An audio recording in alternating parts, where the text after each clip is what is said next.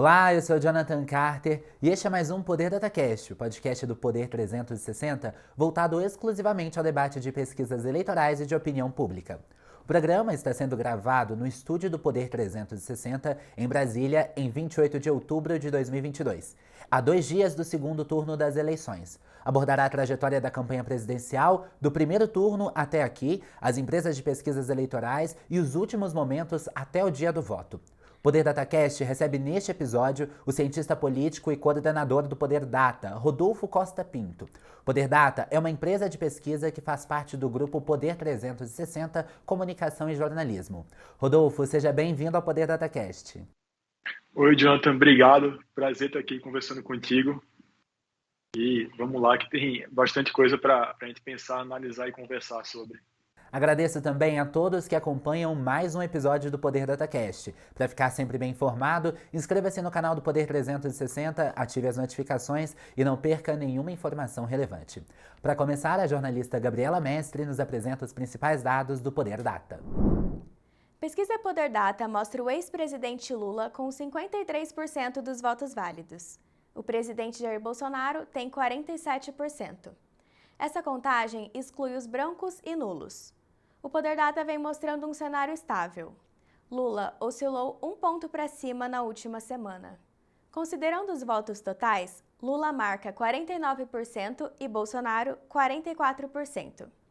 Brancos e nulos somam 5% e 2% dos entrevistados não souberam responder. A pesquisa foi realizada de 23 a 25 de outubro de 2022. Foram 5.000 entrevistas em 342 municípios nas 27 unidades da federação. A margem de erro é de 1,5 ponto percentual em um intervalo de confiança de 95%. O registro no Tribunal Superior Eleitoral é BR-01159/2022.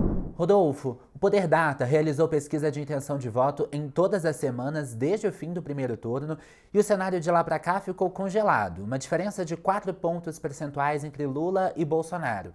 Só na última pesquisa, realizada de 23 a 25 de outubro, registrou uma oscilação que aumentou a vantagem de Lula para 6 pontos. Ao Poder 360, você disse que a prisão do ex-deputado Roberto Jefferson no domingo, 23 de outubro, pode ter impactado de última hora os números. Qual a magnitude desse acontecimento para a eleição? E você acredita que tem relevância, de fato, para impactar no voto? Olha, ele certamente causou um efeito nas pesquisas. A gente viu que ali, todo aquele episódio do Roberto Jefferson foi no domingo que começou a nossa última pesquisa, que foi domingo, segunda e terça, quando fizemos as entrevistas. E o que a gente vinha vendo nas semanas anteriores era uma completa estabilidade, a gente pegando sempre 52 a 48 nos votos válidos, com o Lula à frente e o Bolsonaro colado.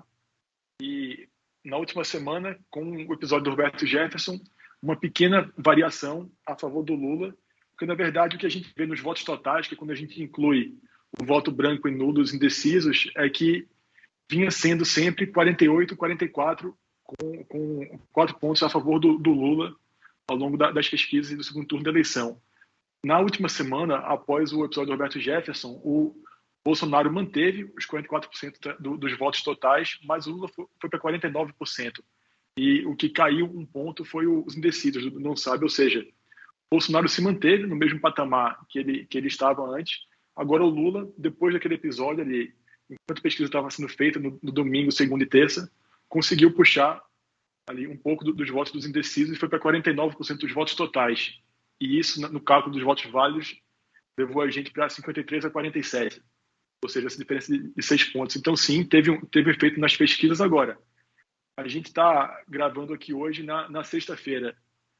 O dia que vai ter um debate, hoje à noite, a gente ainda tem o sábado inteiro. Então, assim, houve um movimento nas pesquisas no começo da semana, mas ainda segue assim, uma eleição muito próxima para a gente dizer o que é que pode determinar o voto daqui para frente. E outra característica específica dessa eleição que a gente vê desde o primeiro turno, na verdade, é que é um voto muito cristalizado, assim, muito pouca variação de uma semana para outra nos números totais. A gente vê assim, algumas variações maiores no segmento, quando a gente vê por região, por idade, por nível de instrução, nível de renda, mas no geral, um voto muito cristalizado tanto para Lula quanto para Bolsonaro. Então, vamos ver domingo como é que vai encerrar esse ciclo eleitoral. Pensando nesses votos cristalizados, mas daí partindo um pouco para a margem de crescimento dos candidatos, os dois têm apelado reiteradamente para que eleitores que não foram votar em 2 de outubro compareçam às urnas neste domingo. Conforme o Poder 360 já mostrou, a abstenção no primeiro turno foi a segunda maior já registrada desde 1989, representando aí 20,9% dos eleitores aptos a votar. Historicamente, essa taxa sobe do primeiro para o segundo turno. O Poder Data, como você disse, mostra ali que há uma margem de 7% de eleitores que não escolheram nenhum dos candidatos ainda, né? 5% que afirmam votar branco e nulo e 2% que ainda estão indecisos. Na sua avaliação, essas campanhas, as campanhas dos dois candidatos, têm conseguido convencer esse público que não foi votar no primeiro turno a ir agora no segundo?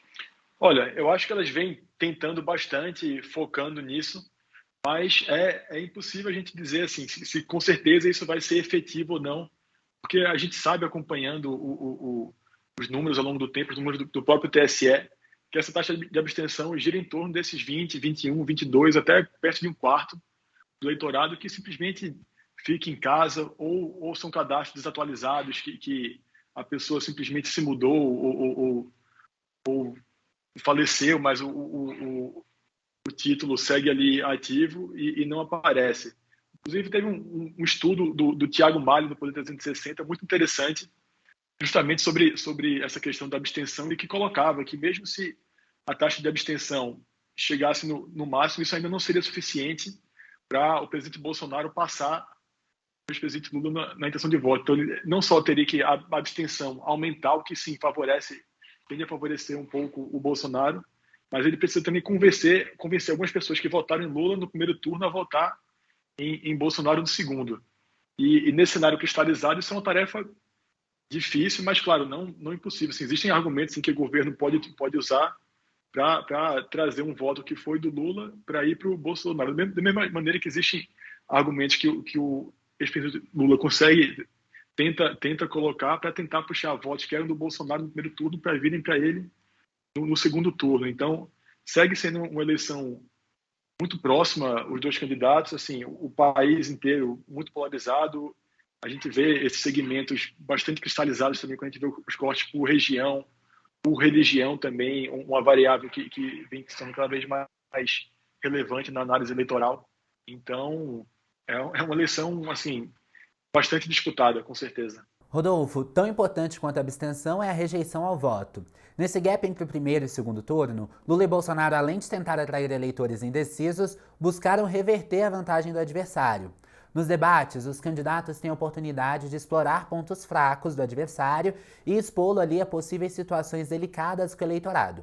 Em 2018, Bolsonaro não foi a nenhum debate e foi eleito. Esse ano, os dois candidatos participam de 2 debates. Participaram do debate da Rede Band no dia 16 de outubro e participam hoje, no dia da gravação desse programa, no dia 28 de outubro, do debate da Rede Globo, agora no segundo turno. Lula escolheu não comparecer a nenhum dos outros 2 debates que foram programados. Como você avalia essa estratégia do petista? Não aproveitar os espaços possíveis nessa eleição é um tiro no pé? Olha, eu acho que não necessariamente. Certamente a campanha dele fez um cálculo de risco e recompensa e decidiu que o risco de ir a esses debates não valia a pena o potencial de recompensa e decidiu focar no debate da Bandeirantes, que já passou, e no da Globo, que é hoje. E, assim, naturalmente, todo segundo turno, como foi já em 2018, é uma guerra quase que de rejeição. Tanto, assim, talvez mais até do que você tentar conquistar novos votos, você tenta impedir que o seu adversário ganhe votos e faz isso tentando aumentar a rejeição dele. Por exemplo, em 2018, o Bolsonaro se beneficiou muito da alta rejeição que o PT tinha ali atrás, desde a Lava Jato até ali 2018, 2019, isso vinha se mantendo. E o Bolsonaro foi o principal beneficiário dessa rejeição do PT lá em 2018 e certamente, assim, logicamente, está tentando copiar essa mesma estratégia, a mesma lógica de aumentar a rejeição do Lula e do PT por consequência nessa eleição. E o PT e o Lula, a campanha do Lula, nessa eleição também tentam usar o mesmo jogo e tentar aumentar a rejeição do Bolsonaro para vencer o segundo turno. Porque na medida que o seu adversário, como são só duas pessoas disputando o voto, na medida que o adversário não consegue, existe um bloqueio dele conseguir mais votos, esse voto ou vira um voto nulo, que não conta para os válidos, ou vira um voto para você. Então, é uma estratégia que, assim, na lógica, faz sentido tentar aumentar a rejeição do seu adversário. Voltando a falar de abstenção, considerando ali o cenário socioeconômico do país, algumas lideranças se mobilizaram e agora no segundo turno diversas cidades terão transporte gratuito para eleitores neste domingo.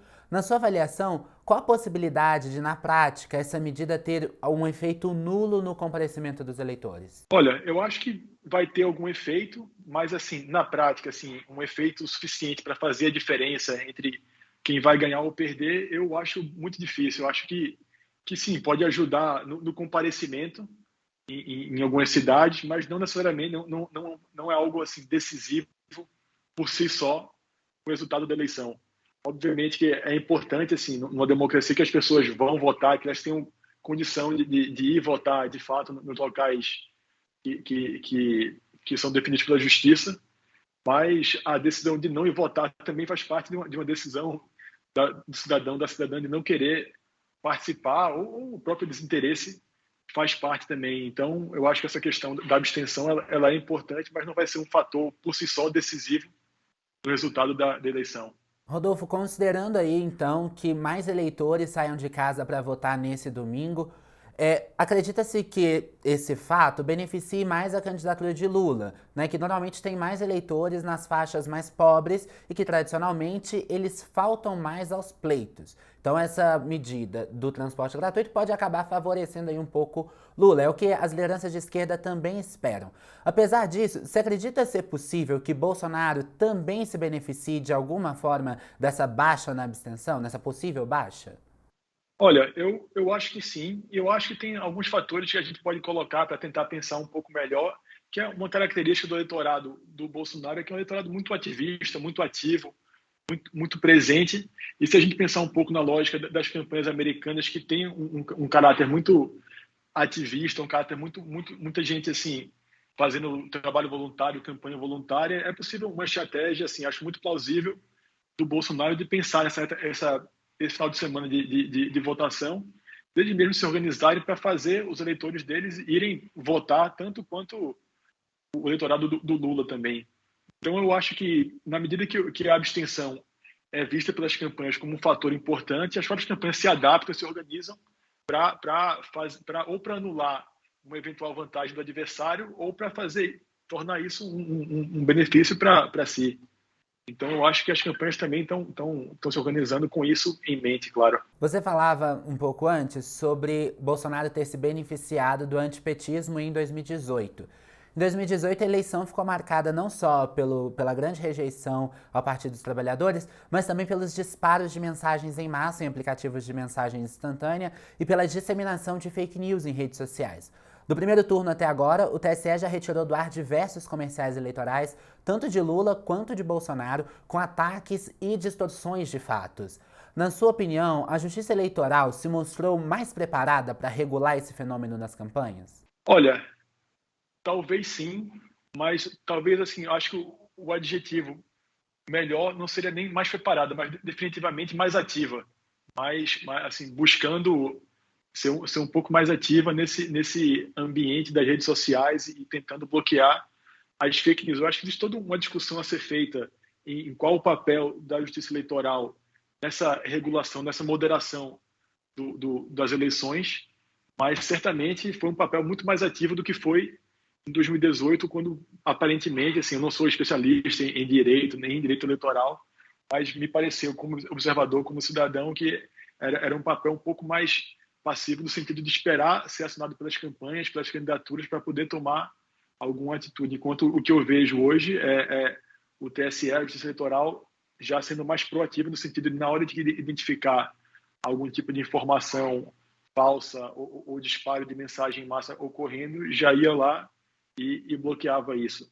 E novamente, as campanhas também observam e se adaptam a todo esse clima informacional e buscam usar isso para sua vantagem também. Então, isso sempre vai fazer parte de como as campanhas eleitorais são feitas no Brasil e fora do Brasil também.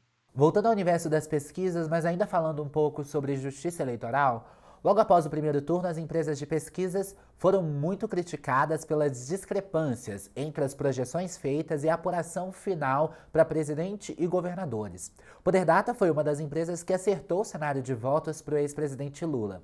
Na sua avaliação, quais fatores interferiram na capacidade dessas empresas de aferir as intenções de voto? Olha, eu acho que primeiro é importante a gente colocar que todo esse debate sobre pesquisas de opinião não é algo exclusivo do Brasil, é uma conversa que vem ocorrendo no mundo inteiro. A gente vê nos Estados Unidos, várias pesquisas ficaram longe do resultado final, na Inglaterra, na Europa. Então, assim, e na Europa, assim, vários países da Europa, a Inglaterra, na Itália, Alemanha, França, é uma discussão que vem ocorrendo no mundo, que vem acontecendo no mundo inteiro, de como é que a gente pode, assim, metodologicamente melhorar para chegar mais perto do resultado da opinião pública, especificamente do resultado de eleições. Mas, sim, aqui no Poder Data a gente chegou mais próximo, a gente acertou, assim, em cheio o percentual de votos que o Lula teve na eleição. Chegamos bem mais perto do percentual que o Bolsonaro teve no final. Mas eu acho que ainda há muita conversa, ainda há muito estudo a ser feito para a gente melhorar. Agora, o que eu acho que essa eleição deixou claro é que a maneira que as pesquisas são feitas ou vinham sendo feitas no Brasil, assim, o paradigma dominante, que era da pesquisa face a face, de domiciliar, com você com entrevistadores na rua, eu acho que aqui essa ideia de que essa é a pesquisa mais válida, isso acabou. Assim, a gente viu que quem mais acertou, quem chegou mais próximo do resultado, são as pesquisas telefônicas, que é a metodologia que a gente usa no Poder Data. Então, eu acho que a gente precisa, assim, como um mercado de pesquisa, como pessoas que são interessadas em opinião pública, aí o jornalismo, pesquisa, todo mundo sentar e entender, acho que não só metodologicamente, como a gente pode fazer para melhorar, onde foi que a gente acertou, onde foi que a gente errou, para evoluir, mas também como comunicar melhor esses resultados, como é que a imprensa pode ir um pouco mais a fundo e melhorar a maneira que ela comunica o que é uma pesquisa, qual a importância, qual o significado daquele dado da pesquisa para a sociedade como um todo. Porque acho que uma coisa que é importante sempre pontuar é que a pesquisa, ela não é uma ferramenta de previsão, ela é muito mais uma ferramenta de compreensão e de análise do que você usar a pesquisa somente para achar que vai saber qual é o resultado da eleição daqui a 2, 3, 4, 5 dias, uma semana, 2 semanas. Então, a pesquisa é uma ferramenta que permite à sociedade se entender, enquanto sociedade permite cada um de nós assim, sair um pouco da nossa bolha e entender como é que as outras bolhas de cada pessoa se comportam também.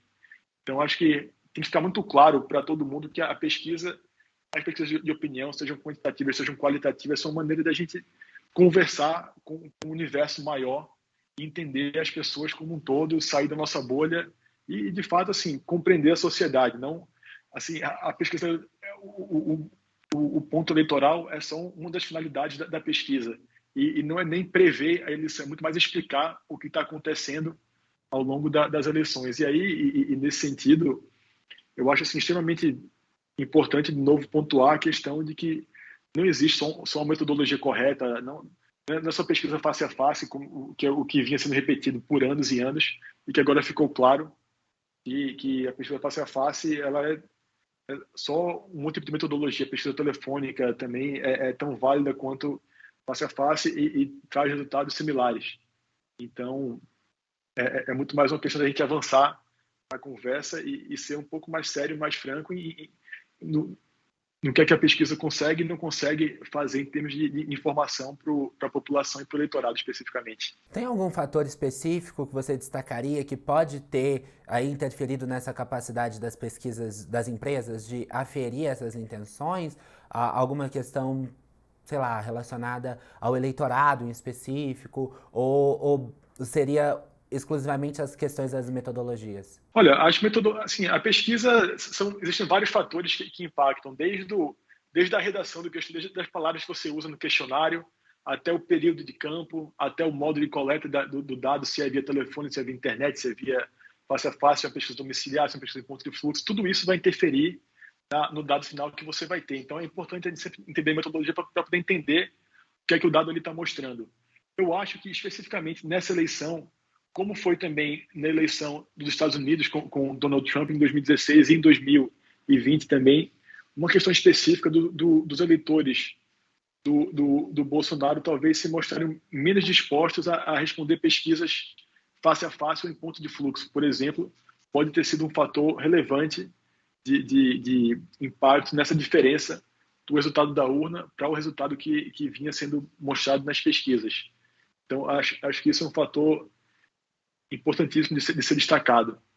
E fora isso, eu acho que assim, qualquer método, qualquer metodologia tem que ser entendido como um fator que vai impactar no dado. Então, sempre que a gente divulgar uma pesquisa, que a gente for falar sobre uma pesquisa, é importante a gente saber quantas pessoas foram entrevistadas, em que meio, qual dia que a pesquisa foi, o questionário específico, se haviam perguntas antes da pergunta sobre voto ou não. Então, tudo isso vai impactar em como é que esse dado é interpretado e analisado também. Rodolfo, desde o início das campanhas, há uma incógnita sobre Bolsonaro reconhecer ou não o resultado das urnas em uma eventual derrota. Na última semana, a campanha de Bolsonaro subiu o tom e voltou a questionar a atuação do TSE, apontando para uma possível manipulação do eleitorado, usando aí a apuração que eles fizeram sobre a quantidade de inserções em rádios na região Nordeste. Você acredita que isso pode ser usado pela campanha do atual presidente para não reconhecer o resultado das urnas em uma eventual derrota? Olha, como eu falei antes, eu não sou nenhum especialista em direito eleitoral ou jurídico, nem em TSE, eu sou muito mais um observador e assim, acompanhando a eleição por meio de pesquisa de opinião. E eu acho que sim, a campanha tem todo a capacidade e até o direito legal de contestar se achar que está sendo injustiçada, mas o que a gente vê, assim, puxando para o que eu entendo mais, que são a questão de opinião, assim, a eleição ela está muito próxima, os candidatos estão assim muito perto um do outro, então qualquer fator pode sim ser decisivo. Agora, se isso é válido para contestar essa questão das inserções ou não, aí só o TSE que pode colocar. O que a gente pode discutir aqui no âmbito do Poder Data é o quão perto e qual impacto isso pode ter na opinião pública.